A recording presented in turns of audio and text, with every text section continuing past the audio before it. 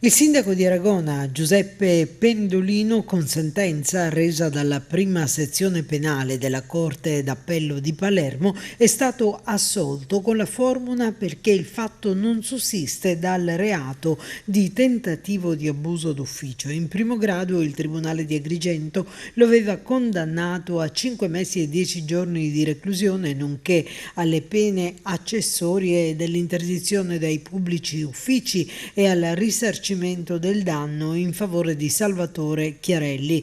Al sindaco di Aragona veniva contestato di volere favorire i coniugi Pendolino Rotulo, chiedendo all'ingegnere Chiarelli di revocare l'ordinanza di demolizione di un immobile.